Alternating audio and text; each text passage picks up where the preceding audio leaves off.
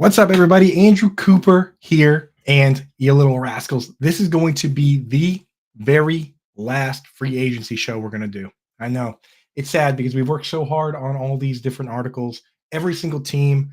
We've done videos covering all the additions. This is going to be the last one so that we can just move forward and focus on the draft, focus on doing best ball drafts with you guys in the Fantasy Alarm Discord. If you're not set up, go get set up right now at fantasyalarm.com/win and you can play with us. But free agency, honestly, it hit so fast and so quickly that there's not a lot of pieces left. We could talk about Tyler Boyd or Ryan Tannehill, but most of the major pieces have already found a landing spot. So we can actually digest what's happened so far and plan for the future. So what I'm going to do today on the last free agency show, we're just going to go through and hit on the biggest winners and losers, and that'll get us set up for free agency moving forward and the draft and best ball. And then, of course, once that's done, we've got our rookie drafts, and then we're right back into it with the Scott Fish Bowl, everything else going on. So today I'm going to hit on winners and losers, each position, kind of go through and let you know who hit it big, who got smoked. I mean, because that's at the end of the day, that's what matters. And I'll tell you what, a lot of cases, free agency matters more for fantasy football landscape than the draft. I know the draft is more fun, but rookies don't always have the impact that we typically think they do. So why don't we go through? We'll start with quarterbacks, right?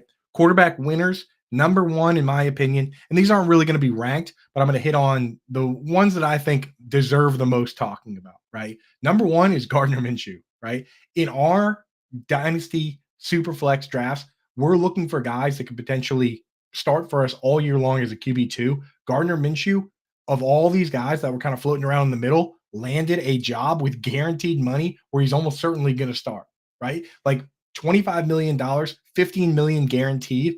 That gives him the leg up over Aiden O'Connell. And now he gets to throw to Devonta Adams. He gets to throw to Jacoby Myers. He gets to throw to Michael Mayer. He is for sure, in my opinion, the number one big winner here, because you look around and some guys we're going to talk about, guys like Sam Darnold, Drew Lock, they won to some degree, but their job is not, they didn't get guaranteed money the way Minshew did. Minshew got 15 million guaranteed, 25 million. Drew Lock to go to Minnesota got 5 million. So right now, Gardner Minshew, number one winner out there. Just want to say thank you guys for popping in. Mile High, what's happening, man? He's got the FFPC Fantasy Pros slow draft going right now. That's the best ball version, right? And right now, you can take huge advantage of the movement and all the things we're talking about here because everybody else hasn't really digested this stuff. They haven't gone in and deep dug it and figured out where they can take advantage. If you want to take advantage of that right now, go over, use promo code Coop at ffpc.com. They'll give you $25 when you deposit 35 or more, and you can go in and play those best ball drafts now. The Fantasy Pros contest, those aren't just regular, 10 or 12 man leagues. It's basically if you win the first few rounds, you keep going, and the winner of the whole thing gets big prizes. Yeah, he says the Fantasy Pros big money tournament. So you can win big dough up to $25,000 over there. So go get set up. Use promo code Coop at myffpc.com. They'll give you $25 when you deposit 35 or more. Get that out of the way now. So shout out Mile High Luke. Awesome that you're taking advantage of that. The link to that is in the description if you want to use that. So yeah, Gardner Minshew, winner number one. Winner number two, people might not like it, but Aaron Rodgers, New York Jets. I mean, he missed all of last year, obviously played like 2 plays. And sometimes teams, when they go all in like they were planning to last year, like the Jets, the next year you have to make sacrifices. You lose pieces. On offense, they didn't do that at all. They kept Garrett Wilson. They obviously have Breece Hall. They still have Lazard, Tyler Conklin, but they went out, they added Mike Williams, right? Honestly, if he was released at the beginning part of free agency, would have been one of the premier free agents after like Calvin Ridley and these guys because T. Higgins, Mike Evans, they all got tagged, right? He comes in. Now he's going to have Garrett Wilson and Mike Williams. They also went out and beefed up the offensive line. They convinced Tyron Smith from the Cowboys to come in and do kind of a prove-it deal. And he even said himself, he's like, why would I get paid big money? He's like, I haven't been able to stay healthy lately. I haven't been able to play at a high level. His deal has like 6.5 million guaranteed, something in that range, and then huge incentives up to 20 million if he plays the way that we know he can. Just incredible job by the Jets to convince him to come and do that deal. They also added John Simpson from the Ravens. I know he had some tough penalties in the playoffs that cost the team a little bit, but it's an addition, it's improvement, right? So Aaron Rodgers here, he's going to have Garrett Wilson and Mike Williams on the outsides. He's going to have Brees Hall, and I wouldn't be surprised to see them grab a slot flanker or kind of a move tight end to operate out of the slot, like a Jaheim Bell. What if they add a guy like that, right? Then they have a really complete offense. They could always have Alan Lazard play the slot if they want. So Aaron Rodgers definitely a winner here. Another one that people, this is one where if you're playing Dynasty, Superflex, any of those, you could probably get this guy for cheap before people catch on with Bryce Young. Bryce Young for the Carolina Panthers. I look at a guy like Trevor Lawrence, and his rookie year, everyone knows, was a complete disaster with Urban Meyer and the coaching staff and the whole nightmare that was going on there. And we basically took his rookie year and just gave him a pass, right? Urban Meyer was fired. Doug Peterson came in. They made some additions on weapons. They cleaned up the offense a little bit. And now Trevor Lawrence looks great, right? Bryce Young, though, no one's giving him a pass, right? Because people were already kind of dogging him about his size and all these things. But the same thing happened. Scott Fitterer, the GM, fired. He brought in all these guys that failed. Hayden Hurst and Miles Sanders and DJ Chark. I mean, Jonathan Mingo not looking like a good draft pick. Like Scott Fitterer is super fired, right? So, and they also fired, the head coach, Frank Wright. They fired Duke Staley. Like everybody got fired. So why don't we give a little bit of a pass here? Right. And even just from that standpoint, we would give him a pass, but they also went out and made big moves, right? They signed Deontay Johnson. This is a guy who's averaged almost 9 targets per game over the last 4 years. They spent $150 million on guards, $150 million on 2 guards, on Robert Hunt and Damian Lewis. Like that's a huge move. That's huge for a guy like Bryce Young, especially that's a smaller guy. The Saints made sure, because Drew Brees is not a tall guy, they made absolute sure the middle of the line was always taken care of. So Bryce Young is a big winner, in my opinion, with the coaching staff, with the weapons coming in, and with the offensive line. And they still have a couple second-round picks. I know they don't have a first-round pick, but they got like picks like 33 and 36. They could do some damage with that as well. So Bryce Young, definitely a winner here. And we can't really say that Bryce Young is a winner without also saying that Will Levis is a winner. Because sometimes with these guys that are, because he wasn't a first round pick, he was a second round pick, Will Levis. And these guys that aren't like huge first round pick investments, we see the team kind of not commit to them. The perfect example is Sam Howell, right? Sam Howell, the team did not commit to him. They traded away defensive players. They rolled over dead cap to this year, right? They didn't spend all the money they could. They obviously were planning on taking a quarterback. Like Sam Howell didn't get any help, right? And now obviously they're going to move away from him. With Will Levis, everything they're doing is indicating that this is the guy, right? If you don't believe in Will Levis, why do you go out and pay? Why do you go out and pay Calvin Ridley that money? Why do you go out and pay Tony Pollard that money? Why do you make additions to the offensive line? They are building this team as if this is the guy. So from that standpoint, I think Will Levis is the winner. And if he falls flat, he falls flat. But we're not looking in at least with this segment, we're not trying to predict exactly what happens with the draft, what doesn't. We're trying to look at what happened in free agency and the direction we're going in. Obviously, with some of the obvious picks, like Caleb Williams, we got to factor that into some degree. But the draft is difficult to predict. So we're not going to sit here and be like, this team's definitely adding a wide receiver, definitely not. So far through free agency, Bryce Young and Will Levis are in a better position than they were just 3 weeks ago before this whole thing started on March 11th. So jot that down. Other winners, real quick, because we got to get through these segments.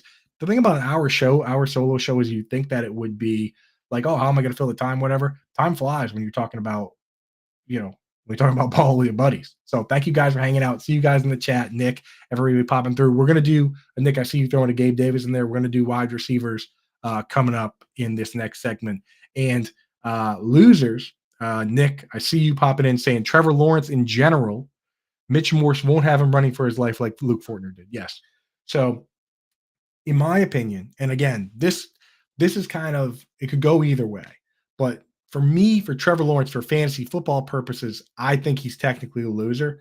Obviously, Luke Fortner was brutal. Mitch Morse is better, but it's not like they went out and signed Lloyd Cushenberry, Nick. Like that would have been that's a major top tier center that was available. Like Mitch Morse, they paid him 2 years, $10 million. Well, he's now what, the 20th highest paid center in the league? Like that is a minor. Like, what do you think statistically for the statistics of Trevor Lawrence is more valuable? Going from Luke Fortner to Mitch Morse or going from Calvin Ridley down to Gabe Davis? For me, I think that statistically speaking, he would just be better off with Calvin Ridley. So technically for me, I have him as a loser, but I understand for as a if you're a Jaguars fan or general Jaguars fans, it's better for the team as a whole for them to improve the offensive line because the offensive line is so important. But for fantasy football, we want our guys loaded up with weapons. And we don't want them investing they didn't really invest much money in the offense besides that. They invested a bunch in the defense. We kind of want this team to be like run and gun for the value of fantasy football. So Trevor Lawrence for me, technically a loser, but I get it. It's going to be him personally. He's going to feel a lot safer. There are some very obvious ones that I'm not going to go too deep into. We don't need to talk about why Justin Fields was a loser here, or Kenny Pickett, or Mac Jones, or Sam Howell, or Desmond Ritter. Like the analysis on why those guys are losers is obvious. It's because they're not starters anymore. But there are some starting quarterbacks that were big time losers. The number one loser, I'm trying not to rank these, but there's one quarterback who lost worse than any other one. It's not close. That's Justin Herbert. Justin Herbert was the biggest loser in fantasy football with a bullet this offseason. Not only did he lose his gunslinging coaching staff to bring in Pound the Rock, Jim Harbaugh, and Greg Roman that wouldn't, like fullback, beat you up, ground and pound guys that don't want to throw it at all. But he lost essentially his top four pass catchers, right? Keenan Allen, Mike Williams, Austin Eckler, Gerald Everett, they are all gonzo. And they didn't replace him with anybody yet, right? Like we can say, oh, they got to take a wide receiver in the draft at 5. But I just watched the other day Jim Harbaugh talking for 10 minutes about why offensive line is the most important position group and how it doesn't depend on other position groups to be good. Like the wide receivers need the line to be good, but the line doesn't need the wide receivers. Like he gave this whole thing. They could take Joe Alt at 5. They could trade back and take Joe Alt or trade back and take anybody. So it's not even a guarantee. It's not a guarantee. So Justin Herbert has to go in the loser category. Even if we truly still believe that he's a great quarterback, which I do, and I'm not trading him away in Dynasty, but I'm not going out of my way to trade for him unless I can get him at a discount because boy, does that hurt. Big time rug pull as far as weapons go. They went from having the 2 highest paid wide receivers cap wise to losing to their best wide receivers being Josh Palmer and Quentin Johnson, and we'll get to that. Britt, Jeezy, thank you for popping in the chat, dude. Thanks for having, guys. We're going through all the winners and losers for anyone just joining us. Doing quarterbacks first. We hit on the winners. Now we're in the losers. Justin Herbert, number 1. We talked about Trevor Lawrence.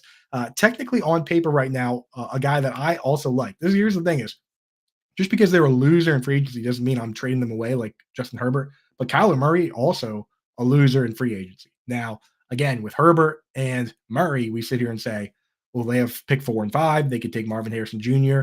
and they could take Malik Neighbors. With the Chargers, I mean, you can't, even if the Chargers got Marvin Harrison Jr., that doesn't replace Eckler, Keenan Allen, Mike Williams, Gerald Everett, but it would help. With Kyler Murray, if they were to take Marvin Harrison Jr. at 4, I would at least bump that back up to even and have him not be a loser. But based on what's happened so far, I mean, how can you not say he's a loser? He lost Marquise Brown, who was the best wide receiver on the team. They traded away Rondale Moore. Say what you will about him, but this is not an addition by subtraction. These were guys that were leading the team in targets. Now they're gone, and they didn't bring anybody in, right? So now you're looking at, Michael Wilson, who we'll talk about, Greg Dortch, who we'll talk about, and then who? And obviously we'll talk about Trey McBride as well. But for right now, losing weapons and not having come in, that's not a good thing for fantasy football. And it's not like this team went and really beefed up the offensive line either. They kind of just sat on the side. Like they're going to build this team through the draft. And so technically, short-term, Kyler Murray, a loser. Another one that I would consider a loser, and he wouldn't even be a loser if Jerry Jones would just keep his mouth shut, but Dak Prescott. Jerry Jones going out and saying, oh, we're going all in, yip skiddly do, yee-haw, and then they did nothing. They did literally nothing. They not only brought no one in, but they lost Tyron Smith. They lost Tyler Biotish. They lost Tony Pollard. They cut Michael Gallup. And the one player they signed at all, either incoming or returning on offense, was Rico Dowdle. Like, how is Dak Prescott not a loser in that situation where everyone was excited for them to be all in and do all these things or whatever, and then they did nothing, right? Like it's still CeeDee Lamb, Brandon Cooks, and uh and Jake Ferguson, right? So really hard not to call Dak Prescott a loser here, just based on the inactivity entirely there, right? So, I mean, that's the big list there. I already gave you the other ones, and that's quarterback, right? First 15 minutes got through. Let's hit up the next one, running backs. More fun for fantasy football to talk about running backs anyway. Quarterbacks, whatever. I mean, Superflex is bringing them back, but again, very difficult to judge incoming quarterbacks. We'll talk about that when we get to the rookie stuff. But running back, again, there were some obvious winners at running back that I don't want to bore you rehashing. You know, it's not a take to say that Bijan Robinson is a winner in free agency. You know what I mean? He is in the same spot. He got rid of the coach that sucked. He got a new quarterback that's great. That's it. I mean, it's just there's no boiling down that take. Josh Jacobs getting paid big money to go be the Packers running back. Easy. Gus Edwards getting a potential starting job. There you go. Right. Like those are obvious. Let's look at some ones that maybe are a little less obvious. The top one for me that is not as obvious as people might think is Joe Mixon because people, they look at the surface level ideas of what happened here, right? Like Joe Mixon was released. That's what everyone like, or he ended up getting traded, but they were going to release him. That's what people look at and they say, wow, loser. He's not good anymore. This is bad, obviously bad for him. He wants to be with the Bengals and he got sent away. But the reality is we're talking about fantasy football. All we care about is production at the end of the day. And people will talk about, oh, Mixon's not efficient or whatever. This guy's been a top 3 running back in fantasy football for 3 straight years. 3 straight years. He was like RB7 last year, right? And now he goes to the number 1 landing spot, in my opinion, for a running back in free agency. You look at what these teams that run this scheme do, and it is perfect for running the football. The 49ers, where this scheme came from, they use Trent Williams at left tackle and Kyle Juszczyk at fullback, and they run zone and they crush you. And the Dolphins do the same thing with Teron Armstead and Alec Ingold. And the Texans, Bobby Slowick brought over that same scheme, and they do the same thing with Laramie Tunsil and Andrew Beck at fullback. And Laramie Tunsil got the votes ahead of Teron Armstead for the Pro Bowl. Like, he's a great player. And we watched Devin Singletary on this team beat out Dameon Pierce and have a lot of fantasy relevance. Like, you go in and look at yards before contact for these players, which means the blocking is really good. The scheme is really good. They've got a fullback breaking things open. Christian McCaffrey led the entire league in yards before contact. And Devon Achane led the league in yards before contact per rush, right? But Devin Singletary only had like 800 something yards rushing, and like 600 of them came before contact. Like, it was being blocked for him, and it's a perfect setup for Joe Mixon, who at this stage, the criticisms are that he doesn't generate for himself. He can't, create for himself, break tackles, whatever. That doesn't matter in this offense. He's good at reading zone, and it's a perfect setup for him. And we watched Dameon Pierce already get beat out by Devin Singletary, so Joe Mixon's going to do that, no question. And they paid Joe Mixon after they traded for him. They extended him, and he's now getting paid more money than Zach Moss, who replaced him, and Devin Singletary, who went to the Giants. So the Texans are like, yeah, this is the guy we wanted all along. So things actually worked out really well for Joe Mixon. Talk about landing on your feet, falling upwards, failing upwards, whatever you want to call it. Joe Mixon in a better spot now. So I'm feeling really good about Joe Mixon. Also, winners, Chuba Hubbard. I mean, we talk about Bryce Young. We can't really talk about the things that are great for Bryce Young without talking about Chuba Hubbard. All new coaches in there, right? Robert Hunt and Damian Lewis, guards. We talked about $150 million guards, and they didn't add any running backs, right? And Miles Sanders straight up said when they fired Deuce Staley and Frank Reich, he was like, oh, that's bad for me. That was a really trying time. That's good for Chuba Hubbard. Like, you want the coach to come in and say, we're just going to let these guys, fight it out, which is what Dave Canales has said. Like, we're going to let them fight it out, and whoever's better is going to be the guy. Chuba Hubbard looked like the better guy last year. I fell for Miles Sanders. I had a ton of them in my leagues. Really screwed me up there. But moving forward, Chuba Hubbard's a winner. So there you go. Dustin, what's up, brother? Thanks for popping in. Thanks for hanging out. And yes, that's the thing, Mile High Luke, is we don't know about the draft yet. Maybe he does. This team doesn't have a first-round pick. They only have 2 picks in the second round. Maybe they do bring in a running back, but I would much rather have a competition with a rookie than to have guys like I mean, they could have gone out and got anybody with the cap space they had. They could have gotten Saquon Barkley if they wanted. They could have gotten Josh Jacobs. So I would much rather face a rookie who they fall flat all the time. I watched Chris Carson as the starting running backs for the Seahawks. They drafted Rashad Penny in the first round, and Chris Carson beat him out. So yeah, I would definitely rather that. And I'll tell you what, this next guy absolutely applies to that as well in Zamir White, right? Because with Zamir White, Josh Jacobs is gone. Minshew's in, which brings some stability, but they also signed Alexander Madison.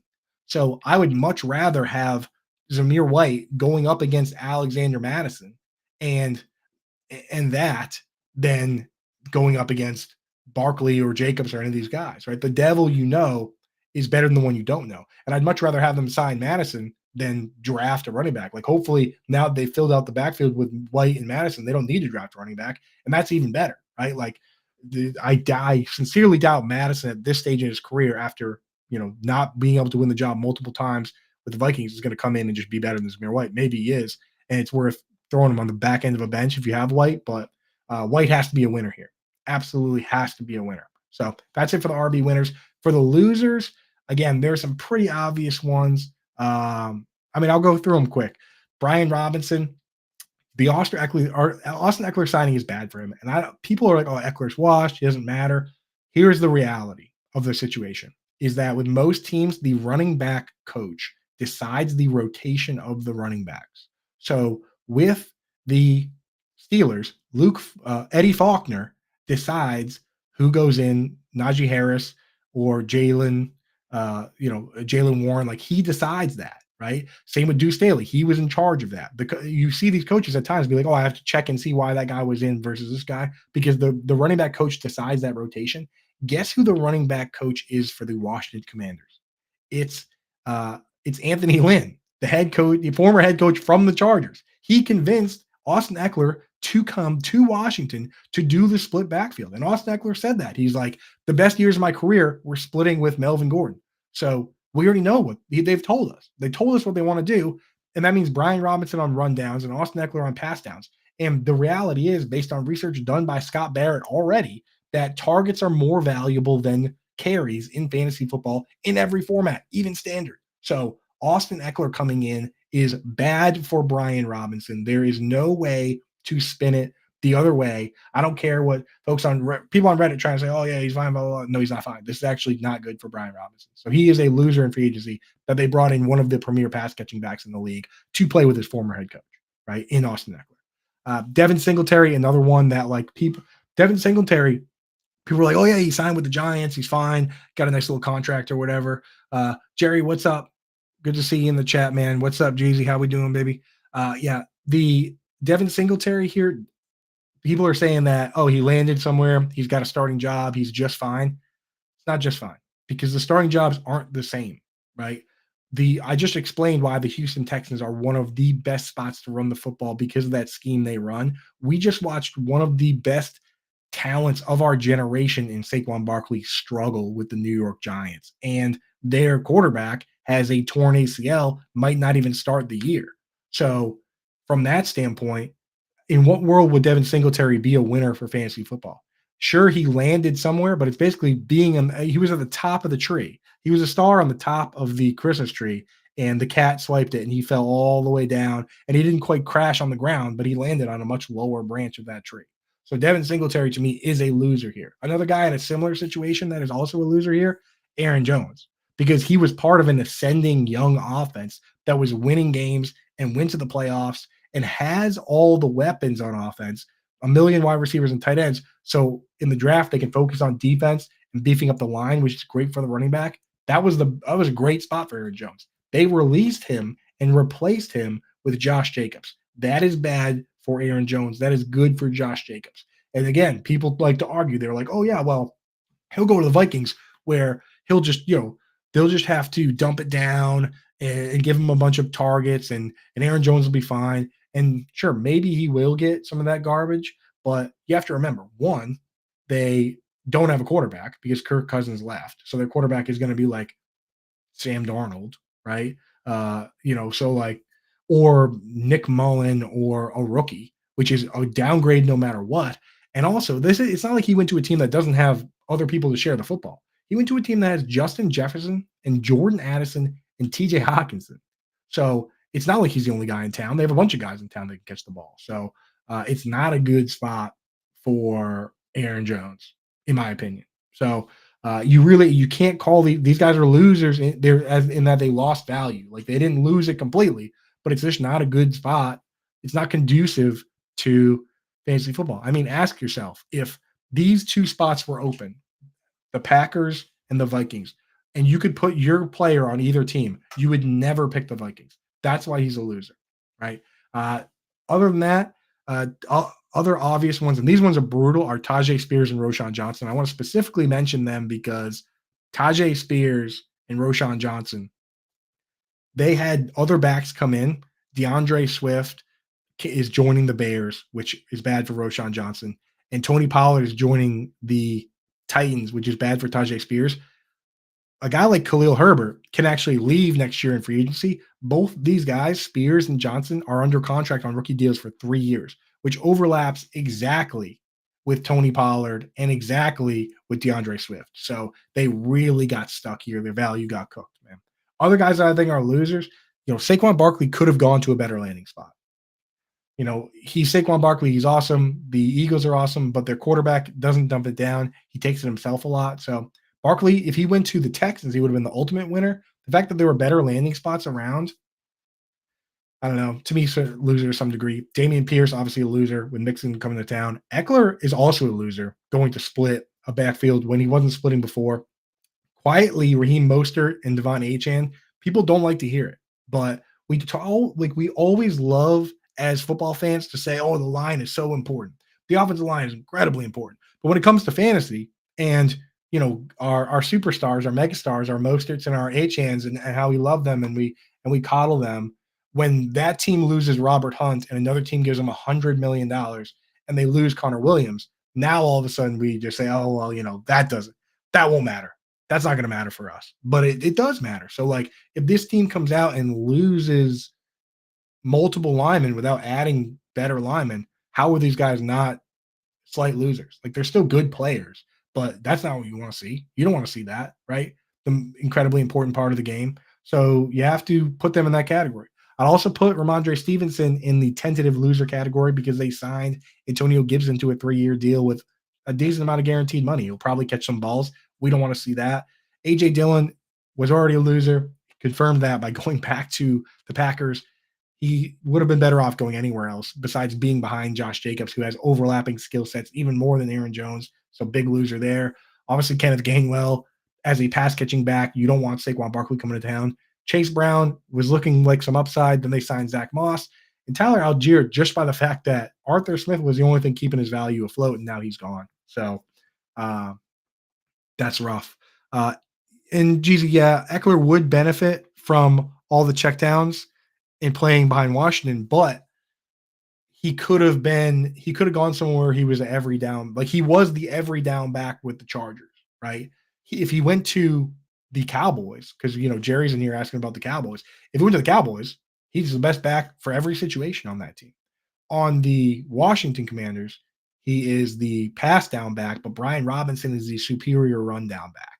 So the fact that he went from a full-time role to a part-time role, ipso facto, kind of makes him a loser. We watched, a guy like Gio Bernard early in his career was an every down back, and then he became a part-time pass down back, and he wasn't as consistent and wasn't as efficient and consistent week to week. But I think he'll still be fine, especially in PPR formats. But yeah, so that's it for the running backs. Again, just want to mention again, since we're at the halfway mark, if you want to take advantage of this stuff right now, where people aren't really thinking as deep about this, about winners and losers, and the ADP hasn't changed yet, if you go in and do a best ball draft now, you can secure some values on these guys before the draft and before everything comes around. Mile High Luke talked about it earlier in the show. He was in the comments saying that he's competing in this contest right here. $25,000 to the winner of the Fantasy Pros best ball, way too early contest over on FFPC. If you go to myffpc.com, use promo code Coop. They'll give you $25 when you deposit 35 or more. Hit the QR code right here or in the description of the show. We have the link there. You can go in and get in these drafts. And in best ball, you don't have to set your lineup. You just pick the players, set it, forget it, check your bank account at the end. You're like, oh wow, I drafted a good team back in late March, early April, and won a bunch of money. Go get set up there now. Myffpc.com, promo code Coop. They'll give you $25 when you deposit 35 or more. So that's how you take advantage of this stuff now before people catch up and the ADPs change and the draft happens. And then, you go through the draft and, oh, wait a second. The Raiders didn't draft anybody. So now Zamir White's ADP goes, like you can get in now and take advantage while we're talking about it. So anyway, that's that. Let's move on. We've done quarterbacks. We've done running backs. To anybody who is just joining us now, here's what we're doing. We're looking at the winners. We're looking at the losers of free agency. The draft could mix things up further, but as of right now, these guys are definitive winners. And for some of them, the draft isn't going to change anything. So talking about wide receivers now, this guy is in a much, much better spot. If I had to make a top 5 list of the winners and losers, this guy would be a top 5 winner for me. Talking about Drake London. Drake London last year had to do things the hard way. You know how your grandpa talks about walking uphill both ways to school in the snow with, newspaper wrapped around his feet and they had to eat cat food? Like, that's basically what Drake London's 2023 was. This guy had to scratch and claw his way to just over 900 yards, 905 yards with a low volume offense and poor quality targets. And with those terrible targets he was getting from guys like Desmond Ridder, he still led the league in contested catches. 17 contested catches. Basically, junk was going in the air, and he was still going, give me that, right? Now, he gets a new quarterback coming in Kirk Cousins. Trey Bone, perfect. A guy that does not care about running the football one bit. He doesn't do QB sneaks to steal touchdowns. He's willing to throw it up for grabs. He's been among the top passers in yards per game since he's become a starting quarterback. Like 267 yards per game on average is more than Matt Stafford. It's like top 5 among quarterbacks. It's obviously more than like Josh Allen, all these guys that they run it. So like that's where they get their fantasy value. But as a passer, Kirk Cousins has been awesome. And he supported Justin Jefferson with a zillion targets and TJ Hawkinson and Jordan Addison. So couldn't be a better situation for Drake London. I cannot stress this enough. They need to acquire Drake London right now before it's too late. And it might already be too late. But Drake London is awesome. And he's going to be even more awesome when he has a real quarterback. So jot that down. Next guy here, Marquise Brown, in my opinion, winner. Now, his people will say, oh, he only signed for $7 million. How good can he be? Here's the thing. That little trick there is the luxury of being the best team in the league is that people will come and sign those prove it deals with you. Juju Smith-Schuster did this with the Chiefs, signed for 1 year, $4 million, didn't even play all that well with the Chiefs. And then he walked away and got a 3-year deal with a bunch of guaranteed money. And he hasn't even played for the Patriots, but they have to pay him a ton of money, right? Marquise Brown's doing that.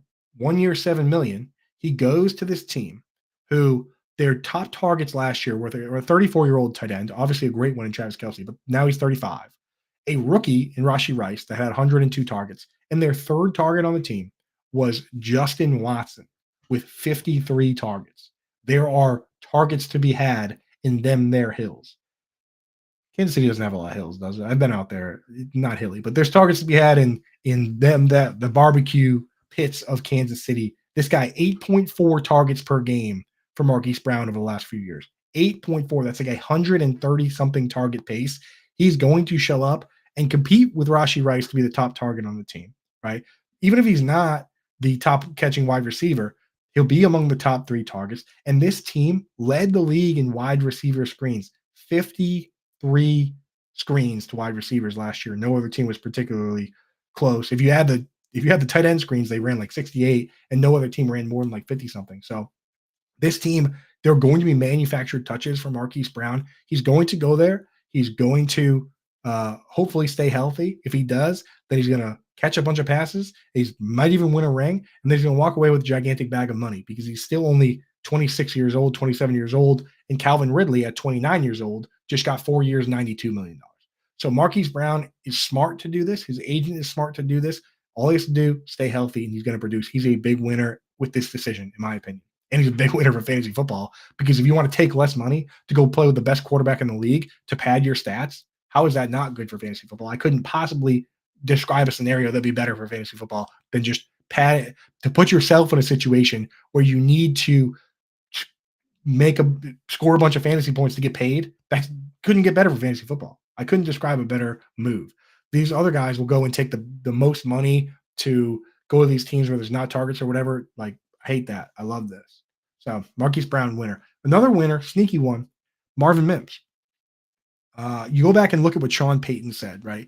And in October, somebody says, why isn't Marvin Mims playing more? This guy's running back punts. He's scoring long touchdowns. And Sean Payton said that's difficult to get Jerry Jeudy and Marvin Mims on the field at the same time because of overlapping skill sets. Now, I'm paraphrasing a little bit, but that's essentially what he said in his Sean Payton weird lingo. That's what he basically said. He said, we got split ends and fullbacks and tight ends. It's hard to get these two guys on the field at the same time. Well, Jerry Jeudy is gone. He's on the Cleveland Browns now. And they brought in Josh Reynolds, but Josh Reynolds does not have an overlapping skill set. He's not a big threat. If anything, he's a threat to Tim Patrick. So Marvin Mims now is in a better spot. And you might say, Coop, his quarterback, though, like the quarterback sucks. Well, let's talk about what's better for fantasy football. Would you rather have a great quarterback and be on the bench? Or would you rather have who cares the quarterback, but you're actually playing, right? Like it doesn't matter if you play with Patrick Mahomes, but you don't play. Like you're never going to catch the football. So Marvin Mims, just by the fact that he has a bigger opportunity now, is a winner, right? Obviously, more opportunity with good quarterback is better, but opportunity at all is better than no opportunity. So Marvin Mims is a winner by that fact alone, right? Another winner, big winner in my opinion, and this is a guy that I haven't really even been sold on, right? Like I don't particularly love this player, but the circumstances show him to be a winner 100%, and that's George Pickens, right? You go through and look at it. We talked about it earlier. Deontay Johnson, 9 targets a game. 9 targets a game is what he's averaged over the last 4 years. He's gone, right? And we don't just take targets and say, okay, this guy gets some of these, this guy gets some of those. No, no, no. We start from scratch every year. But having him not in that equation is huge for figuring out who's going to get the ball. And it's good for George Pickens. And we'll talk about who else, Calvin Watkins and these guys like, Calvin. Why am I blanking on Cal? Somebody with the Calvin that is the slot guy for the Steelers there, but it's big for George Pickens. This guy's already shown he can have big plays. There's going to be more targets available to him, and they get an upgraded quarterback. And people will say, "Oh, Russell Wilson sucks," whatever. Say what you will about Russell Wilson. Every single year of his career has been better statistically passing the football than every year of Justin Fields and Kenny Pickett. They have never had none of those guys had a year that's better passing the football than the worst year for Russell Wilson. Yes, Jeezy, thank you, Calvin Austin. I was losing my mind on that. Calvin Austin, he'll have more opportunity, but George Pickens is a big winner because there's just more balls available for him, right? So Deontay Johnson out, Russell Wilson in, George Pickens up, no question. So quick rundown on some other ones. Again, I like looking at the ones where there's more analysis to it. There's a little deeper. There's explanation. There's some meat to it. Obviously, there's some pretty obvious ones like Josh Palmer and Quentin Johnston, right?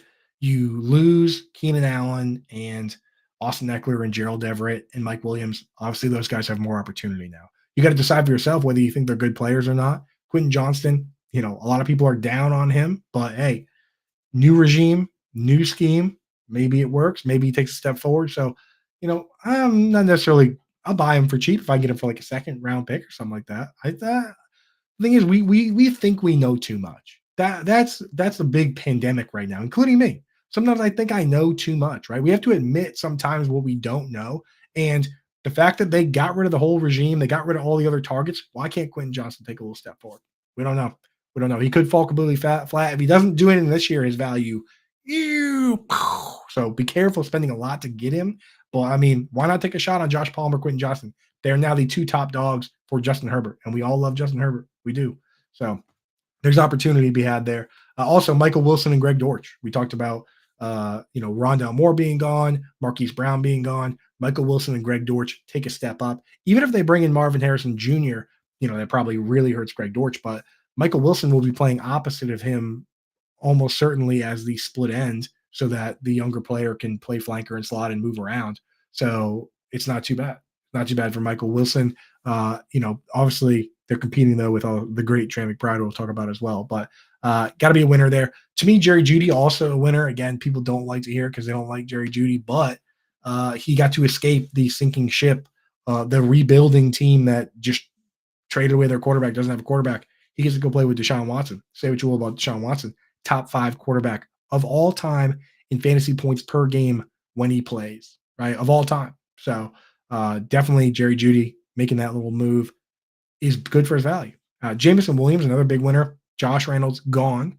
Dan Campbell kind of saying he's earned the chance to maybe be a full-time player, which is not the kind of confidence you want out of your year 3 first round pick.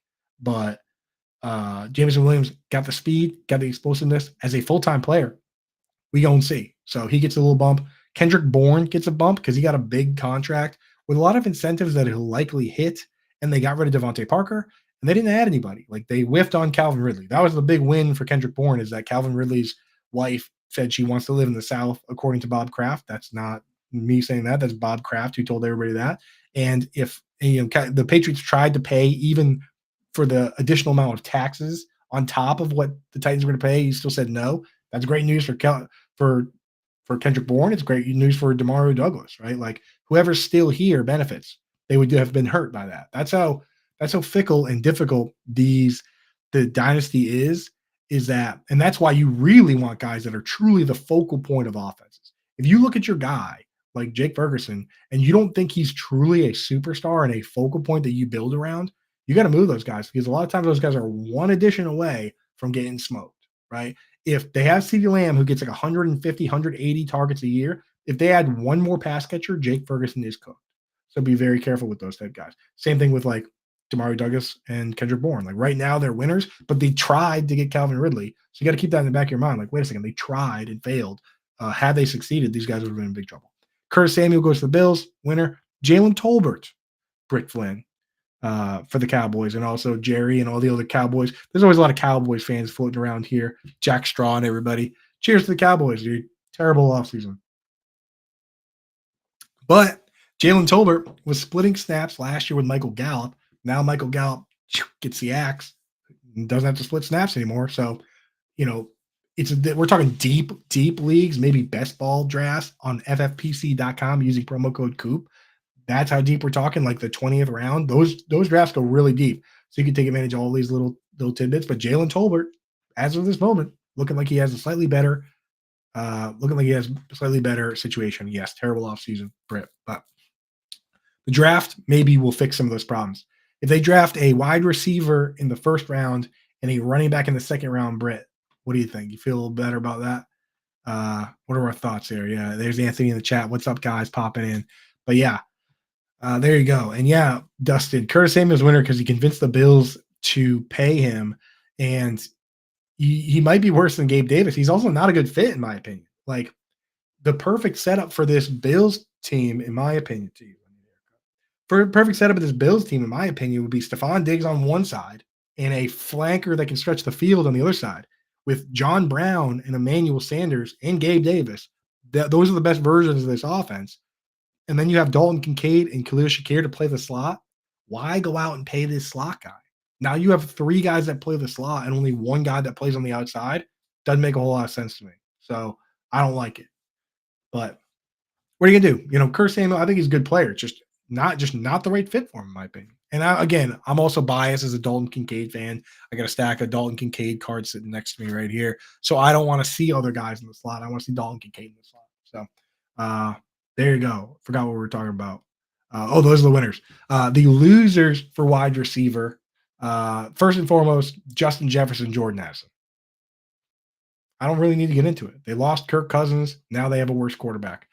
Almost certainly, no matter what. Like, even if they trade up and draft J.J. McCarthy or Drake May, you were better with Kirk Cousins in the short term. So these guys are losers short term. Britt, cover your ears, cover your eyes. Treylon Burks, big time loser, unfortunately. because they have DeAndre Hopkins and they signed Calvin Ridley. If so facto, he's now the wide receiver 3 at best. And no team runs 11 personnel, 3 wide receiver sets every snap. Not even the Rams and the Bengals, who are near the top of the league. They don't either. Somebody has to come off the field. Right now, it's Treylon Burks. Now, he can develop into a big slot. It could be good for his value long term, which, again, for Dynasty, we just want him to maintain the role, maybe figure things out, maybe face some lesser coverage. But as the third target on the team, less opportunity, not as good for fantasy football. Another guy, incredibly similar situation, overlapping, Jonathan Mingo. Same thing. Move him, do the same thing, move him in the slot, but now it's Adam Thielen and Deontay Johnson as the full-time guys. Hurts for Mingo. No doubt about it. I mean, you can argue till the cows come home, and people on Reddit have tried. But every time I say this, who do you think gets more targets? Calvin Ridley, DeAndre Hopkins, Treylon Burks. Burks is third. Mingo's third. So without the targets, you can't really have the points. So there you go. Another big loser, Rondell Moore. Rondell Moore was traded, and he was on the team with the opportunity, right? We're talking about how much opportunity the Cardinals have. There is opportunity there. He got traded away from that team to, I know he gets split with Kirk Cousins now, but they have Drake London, they have Kyle Pitts, and that would have already made him the third guy. But then for good measure, just to bury him even worse, they gave 3 years, $39 million to Darnell Mooney. Now, Mooney might not be a big target guy, but he's going to play opposite Drake London, meaning Moore is just a slot guy like Tyler Boyd, where he plays slot and comes out. That's not good for his value. So Rondell Moore, that hurts. Other losers, Courtland Sutton. Courtland Sutton is a loser, and you'll say, oh, well, maybe there's more targets available. He already was the top target on the team. He was already playing the entire game and getting the most targets on the team. Now he's going to do that, but with a worse quarterback. So, loser. Trey Palmer was looking like a winner there with Mike Evans had 1 foot out the door, thought he might be leaving.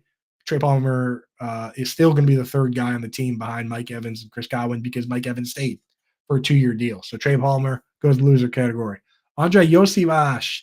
Oh, I don't even know what song that is. It just stuck in my head with Yosivash. But he could have been, if T. Higgins was gone, and maybe he still gets traded, I don't know. But he could have been the split end for that team. When Higgins was hurt, Andre Yosivash came in and played split end. But Higgins is back. So Yosivash is back on the bench. Sorry.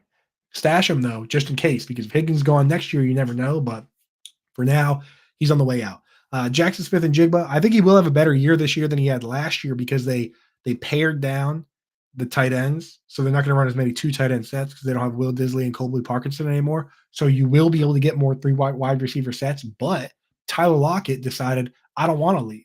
I want to stay. You can pay me less money. I'm a team guy. I'm a real estate agent that helps all my teammates buy houses. He's a really good guy. He wants to stay. So Tyler Lockett is going to take less money this year and next year to stay, which is bad for JSN because he was the third man with DK Metcalf and Tyler Lockett. JSN is going to be good in this league. Mark my words. He will have an ascension like Chris Godwin did when he becomes a full-time player, like Chris Godwin did in year 3, which it might be year 3, maybe this year. Maybe this year they say, Lockett, you're going to be the part-time guy, and JSN is going to be a full-time guy. That's when we'll be wheels up. It will happen at some point. Stash this guy, buy this guy, but he's a loser short-term because Lockett could have been gone. They talked about it. He didn't go, right? Demarcus Robinson, a loser in many ways because he signed on early before free agency opened for a 1-year, $5 million deal.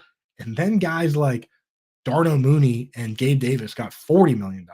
And he might be looking around saying, I probably could have got more than 5. He also could have landed on a team where he wasn't behind Cooper Kupp and Puka Nacua. Then his value would have been a lot higher too. So Demarcus Robinson, I know he likes the Rams, and great signing for the Rams. Rams got the value here, and he gets a job, and he gets $5 million, which is nice, but would have been better if he went somewhere else. Alan Lazard, obviously, big time loser because he missed. Yeah, Aaron Rodgers missed last year, and then he comes back, and they bring in Mike Williams. Crushed. Devontae Parker, actually a loser as well, in my opinion, even though he landed on the Eagles. We always like to say, well, he's on the better team now. And he's actually getting the same amount of money because there was offset language where the Patriots have to pay him anyway. So the Eagles get him on a $1.2 million veteran deal, which is great for them. But Parker is now what on this team? A.J. Brown's the top target. Devonta Smith is definitively the second target. Dallas Goedert might get more targets than Devontae Parker. I would say he would. So Parker is what? The 4th target on the Eagles, right? Not good. Loser. He could have been the top target on the Patriots if they actually liked him, but they don't. All right, so that's it for us for wide receivers. We got one more position, the best and most important and most favorite position for everybody. Obviously, tight ends. Everyone loves it. Before we talk about that, I just wanted to mention the place to take advantage of the long term. So we talk about Jackson Smith and Jigba, right? That's a dynasty play. Earlier, we talked about some running backs and stuff for best ball. For dynasty, you can go to FFPC and play over there. myffpc.com, promo code Coop. They'll give you 25 bucks when you deposit 35 or more when you hit the QR code here or the link in the description. And that's where you go out and get these guys where we like the talent, but they're stuck. Jackson Smith and Jigba, where we say, okay, once Tyler Lockett is gone or phased out, he'll have a Chris Godwin type laser show year 3. I mean, maybe year 4, but maybe this year if he overtakes Tyler Lockett or there's an injury. That's where you go do that in Dynasty. You do a startup draft and you draft the startup. You can draft from the very beginning and pick all your favorites, or kind of my favorite, you do the orphan draft and pick up a team that somebody ditched, and then you get to pick through it like a yard sale and be like, okay, this guy I like, I'm keeping him. This guy garbage, I'm trading him. Right. So you go through and you don't have any allegiance to these guys, right? When you do a startup draft, like these are all your babies. Like I drafted this guy, I drafted them all. You don't want to trade them. With the orphan draft, you go through and you're like, wow, I like this guy. I know other people like this guy, but I don't. Oh, you get the license to trade. It's a beautiful thing. It's a lot of fun. Go to myffpc.com, use promo code Coop. They'll give you 25 bucks when you deposit 35 or more, and you can take advantage of everything we're talking about in this show. So, boom. Next, tight ends, man. Tight ends. Number one, we can't say that Drake London is a top number one winner without saying Kyle Pitts is. And I'll tell you a really quick story about a guy named Evan Ingram. If you are familiar with this show and my content, you've heard the story of Evan Ingram before. But the real quick cliff notes is that this guy was a top 5 tight end with the ghost of Eli Manning. And then he played with a quarterback who will not be named for 4 years. And that quarterback is bad. And Evan Ingram, therefore, did not score a lot of fantasy points. And then Evan Ingram left to go play with a good quarterback named Trevor Lawrence.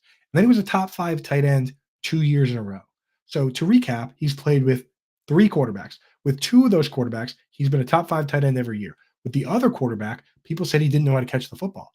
Then this past year, he had the 4th most catches of any player in the entire league, and he had 19 more than the next highest tight end. So Evan Ingram, in fact, can catch the football. And Kyle Pitts, we know, can catch the football because as a rookie with Matt Ryan, he had over 1,000 yards. He's the only tight end to ever have over 1,000 yards at age 21. At age 22, there's been 2 guys, Mike Ditka and Rob Gronkowski. I imagine you're pretty familiar with those guys. They didn't do it at 21. Only Kyle Pitts did. Kyle Pitts now has a better quarterback in Kirk Cousins. Kyle Pitts is a star, and he is going to be very good. I'll stake my reputation on that. And you can go over and get him on your FFPC teams. Use the promo code Coop to give you 25 bucks. You buy 35 or more. I'm giving you money. I'm giving you money to go and spend on Kyle Pitts. Go get him now, right? He's good, man. Part of me wants to rank him as the tight end 1 in Dynasty. I don't have to because you don't have to draft him there. You don't have to spend up on auctions. You don't have to pick him early. You don't have to do that. So I don't have to do that. But part of me says if you do a startup today, wait and pay up and just get Kyle Pitts. Just get him, dude. He's going to be awesome. He's 23 years old, dude. Travis Kelce didn't have a 1,000-yard season until he was 27. Zach Ertz didn't have a 1,000-yard season until he was 28. Kyle Pitts had one at 21, and he's currently 23 years old, and he just got a mega quarterback upgrade. And the Falcons, with Vegas sportsbooks, are projected to win 10.5 games. Only 3 teams are set higher at 11.5 in the Chiefs, the Ravens, and the 49ers. That's what the experts of all experts in Vegas think about this team and Kirk Cousins and Kyle Pitts and Drake London. Go get them now. All right. So speaking of that, Mile High Luke wants to know McBride or Pitts is very close. I think I'm selling myself on Kyle Pitts being the one, but Trey McBride is also a huge winner this offseason, and here's why. We talk about being a top 2 target on the team. Even if they draft Marvin Harrison Jr. at 4, Kyle Pitts is still going to be a top target on the team. When Zach Ertz got hurt last year, week 7, from week 7 on, Trey McBride got 85 targets. 85. Only Evan Ingram had more from that span, week 8 on. The second target getter on the team had 37, Greg Dortch. He had double the next highest on the team. Greg Dortch had 37, Marquise Brown had 35, Michael Wilson had 30, Rondell Moore had 35. Double. Trey McBride is a focal point of this offense. He gets to play with Kyler Murray, and they would have to draft 2 wide receivers to really push him out, or Michael Wilson would have to take a huge step forward. The fact that Kyle Pitts is like entrenched as a top 2 target and a focal point might have me taking Pitts as the number 1 guy, but I mean, I'm in. And the thing is, people say Pitts leaves a bad taste in your mouth because he was being overdrafted, because he had a bad coach, because he had a bad quarterback, because his knee was hurt. Has he ever said anything or done anything to make us seem like a bad guy? I mean, I've watched him make great plays. I watched him have 1,000 yards. I think that we can forget about him being overdrafted in past years and focus on moving forward. So Kyle Pitts in, Trey McBride in, another winner, Pat Freiermuth. Have you ever heard anyone say Pat Freiermuth sucks? I haven't Googled. I searched it on Twitter. No one's saying that, right? There's one guy on Twitter that I found that was like, everyone's saying Pat Freiermuth sucks, and was like defending Freiermuth, and he got like 1,000 likes. But no one's saying he sucks. There was nobody actually saying he sucks. There's just a guy being like, people are telling me this guy sucks. No, they're not. No one's saying that. No one thinks that Pat Freiermuth isn't a good player. He's just been in a bad situation. He's been playing with Kenny Pickett, who has never thrown more than 7 touchdown passes. Terrible, dude. Like he's also been behind Deontay Johnson, who gets 9 targets a game, and George Pickens. Bad. That's a bad setup. Like even George Kittle, another guy that no one says is bad, he's inconsistent in fantasy because they have Christian McCaffrey and Brandon Ayuk and Deebo Samuel and all these other targets. So to me, like the dichotomy there is that we need things to improve. Well, they just did. Deontay Johnson just got traded, 9 targets away, gone, game gone. Big QB upgrade with Russell Wilson. And people say, oh, Coop, Russell Wilson doesn't like throwing a tight end, blah, blah, blah. What are you talking about, dude? That's not how, first of all, that's not how it works, right? Like you throw to the good players on your team. It just so happened that Russell Wilson has always had multiple good wide receivers and not that great tight ends. Why, if you have DK Metcalf and Tyler Lockett, why are you going to throw to Colby Parkinson and Will Disley? If you have, like, was he supposed to force it to Adam Trotman last year? The last time he did have a tight end that was good and was worthy of being a top 2 target on the team was Jimmy Graham. And he was coming off a torn patella tendon, which is usually a death sentence. And he got almost 100 targets. He scored 10 touchdowns with Russell Wilson. We're looking around and saying, oh, he can't throw to a touchdown. 10 touchdowns to the tight end. But he can't throw to the tight end. Of course he can throw to the tight end. Pat Freiermuth is going to be a lot better this year than he has been in past years. Again, another guy that we watched play really well with the shadow of a Hall of Fame quarterback in Big Ben as a rookie. Evan Engram with Eli Manning. Kyle Pitts with Matt Ryan. Big Ben with Pat Freiermuth. We have seen these guys play well when they have good quarterback play, and now they're getting better quarterback play, and we sit here and twiddle our thumbs and wait for the stats to come in and things to change. Let's be ahead of it. Let's get ahead of it right now, right? And Jeezy points out in the chat, I'll take what Cousins did with Hawkinson. Yeah, that's what we're talking about with Kyle Pitts here. So let's wrap up the winners, and I don't want to keep you guys too late. I want to keep Matt too late. We're going to go over an hour because that's where we're at. But the last winner that I want to talk to you about, besides some obvious ones, I'll lay out some obvious ones, is Hunter Henry. Yes, Hunter Henry. And people are like, what? Hunter Henry? He's got whatever. But Hunter Henry is a guy that has always been good in man-to-man and in red zone situations. That's why we always talk about the Hunter getting in the hen house. Like he can score touchdowns because he's good in one-on-one. That's what's always kept him afloat, right? Now, yeah, but the thing is he hasn't gotten pepper with targets because the scheme hasn't been good. Last year, the Patriots called 0 screens, none, not a single one to the tight end.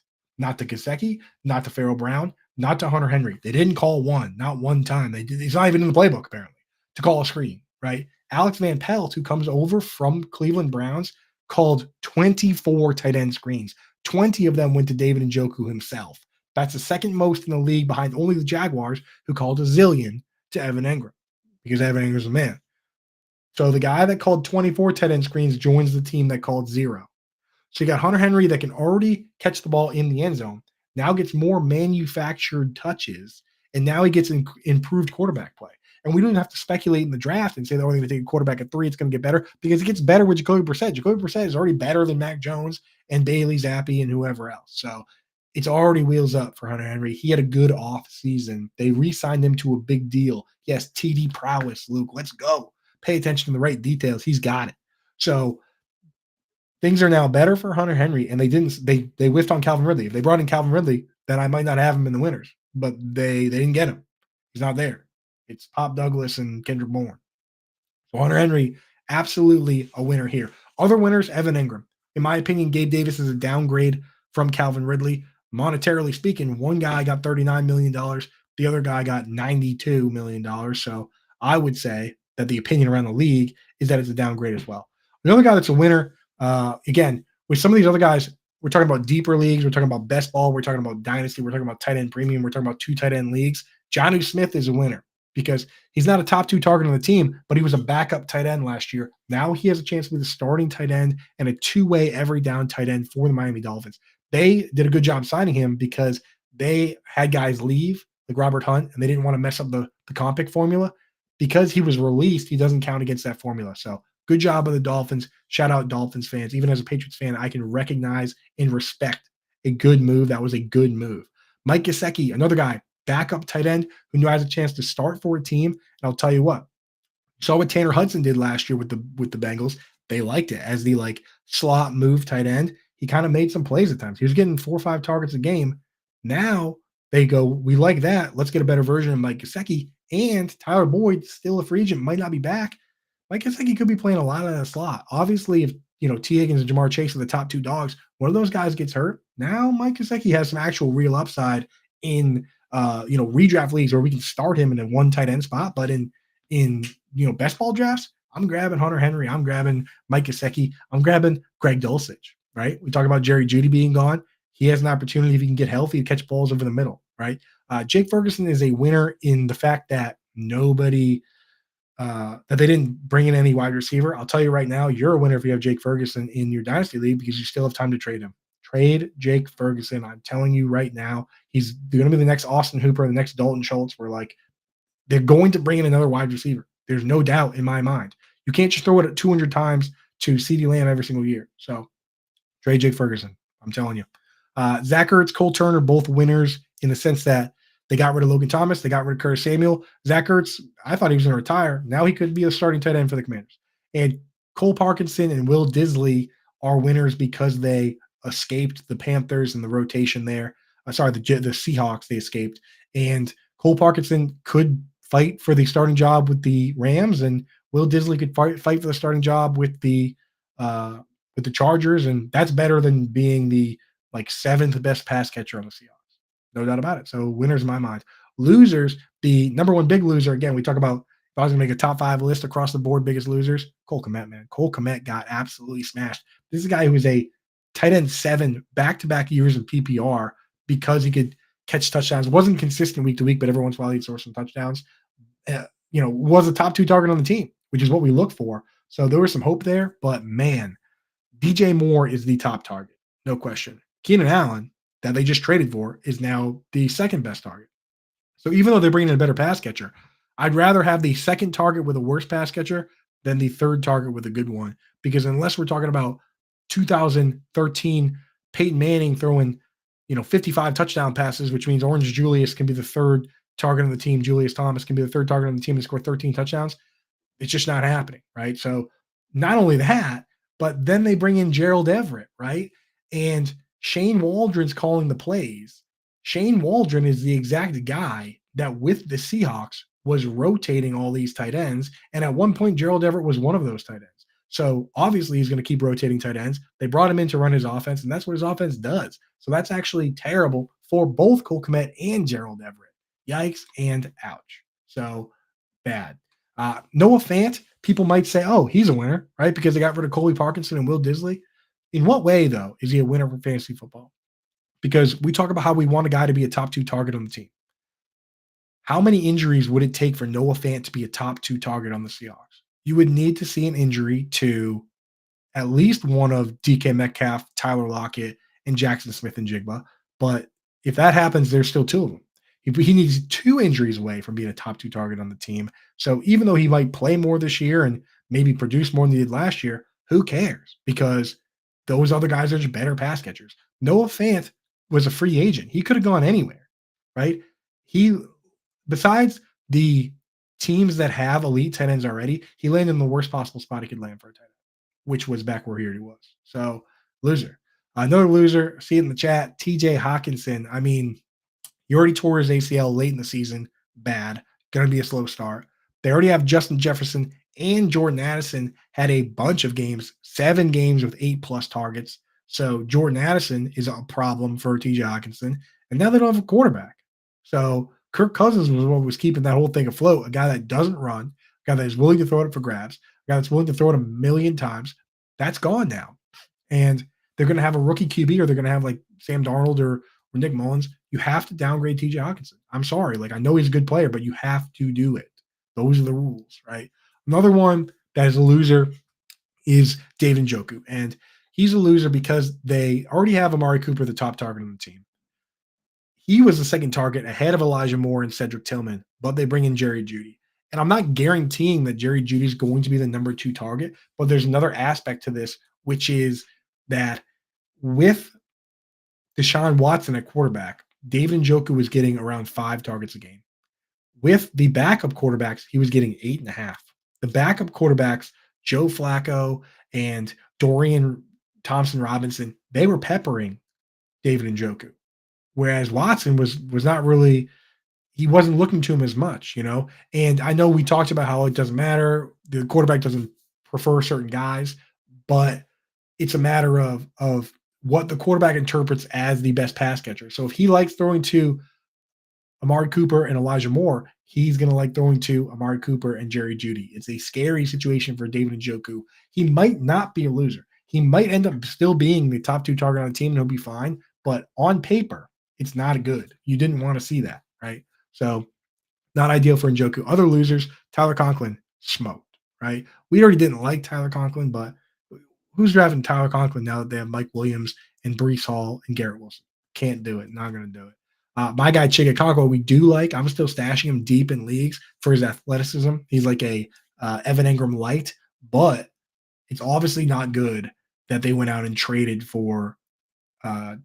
They signed Calvin Ridley because they already had DeAndre Hopkins. That's bad, right? Tommy Tremble, another one. Didn't like Tommy Tremble before. Like his name. Like how he does a hurdle every once in a while. Tommy Tremble's just not really a guy I'm interested in, especially now that they have. They traded for Deontay Johnson and they have DeAndre Hopkins, all the other guys. Dalton Kincaid, my baby, my guy, he has to be considered a loser because if they had just added Mac Hollins and nothing else, he would be a big winner because Mac Hollins would be a field stretcher and a worse field stretcher than Gabe Davis, opposite of Stephon Diggs. When they signed him, I was like, oh, perfect. That's exactly, just go out there and run and open up things underneath. That'd be great. Then they signed Curtis Samuel. That hurts. We don't want a slot guy coming in and taking slot snaps from our guy. Have to consider him a loser. Cade Otton, loser the same way Trey Palmer is. Could have taken a step forward if Mike Evans was gone. Didn't happen. And then Dalton Schultz, to me, is a name I have to mention because I mentioned him earlier. People were like, oh, well, what's wrong with Dalton Schultz? Dalton Schultz, you have to go in and look at the game logs. Nico Collins and Tank Dell missed games last year. In the games where both of them played, and I tweeted this earlier, Dalton Schultz was getting 4.2 targets per game. That is not fantasy relevant. In the games where at least one of them missed, he was getting 7 targets a game. And those are the games where we're like, oh, Dalton Schultz, he's pretty good. But he's really the third fiddle and not a guy we want. Sell Dalton Schultz before people know what's going on. That's it for us. Sorry we went overtime, Matt Deutsch. Thanks for sticking with us. Thanks for sticking with us in the chat. Thanks for hitting the like, subscribe, throw a little comment in there. The comments help. You know, it's like the algorithm, the whole thing. So we can keep doing this for you guys. I enjoy doing it. I hope you guys enjoy it. Support us with comments, likes. If you're listening on the podcast, reviews. I cannot stress this enough. It doesn't take much time out of your day. It's free for you to do, to just go and say, hey, you know what? I like this show. This guy's all right. Throw a little 5 stars on there. That means the world to me, to be honest.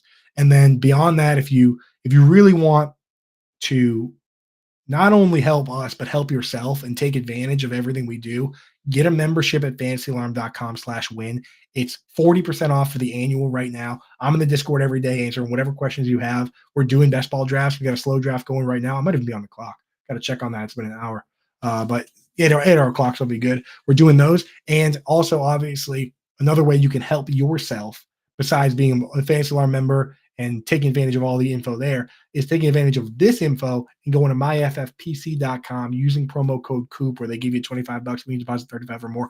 And you can play these best ball drafts, play these dynasty drafts, win yourself some money, right? The whole reason we do this is to make you better at fantasy football. You might as well take advantage of it. So that's it for me. Thanks for everybody for hanging out in the chat. Thank you, Matt Deutsch behind the glass. We are out of here. I'll see you next week. Happy Easter for those that celebrate.